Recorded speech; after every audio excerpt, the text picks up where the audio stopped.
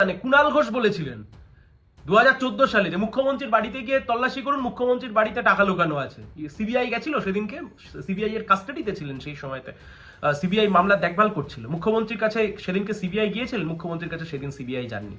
এই পশ্চিমবাংলার বুকে যতগুলো দুর্নীতি হয়েছে, সারদা, রোজভ্যালি, আইকোর, নারদা ঘুষকাণ্ড যেখানে ঘুষ খেতে গিয়ে ধরা পড়লো, কয়লা পাচার কাণ্ড, গরু পাচার কাণ্ড, শিক্ষক নিয়োগ দুর্নীতি, পৌরসভার নিয়োগ দুর্নীতি, এই প্রত্যেক কটা দুর্নীতির মামলার যদি মাথা খোঁজার ইডি বা সিবিআই চেষ্টা করতো, তাহলে আজকের দিনের ওই নাটক সিবিআই আর ইডি কে করতে হতো না। তারা চাইলে অনেক দিন আগেই তৃণমূল কংগ্রেসের দুই মাথাকে ধরে জেলের মধ্যে পুড়তে পারতো। তাতে তৃণমূল দলটার পশ্চিমবাংলার বুকে কোনো অস্তিত্ব থাকতো না। আসলে বিজেপি চায় বলেই তৃণমূল কংগ্রেস পশ্চিমবাংলার বুকে সরকার চালায়। বিজেপি চায় বলেই তৃণমূল কংগ্রেস এখনো দম নিতে পারে।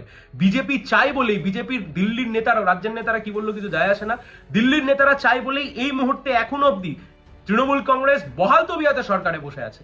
আজকের ঘটনা আরো একবার চোখে আঙুল দিয়ে প্রমাণ করিয়ে দিল, একদিকে তদন্তের নামে, অভিযানের নামে একটা নাটক চললো, প্রহসন চললো সারাদিন ধরে, আর ঠিক তার অন্যদিকে মুখ্যমন্ত্রী গিয়ে অদ্ভুতভাবে একই সময়তে গিয়ে সেখান থেকে সমস্ত কিছু নিয়ে গটগট করে বেরিয়ে আসলেন। দেখে ওই একটাই কথা বারংবার মনে পড়ে গেল, চোখ খুলে দেখো না কে এসেছে, নতুন করে ইডি দিদির নাটক জমেছে।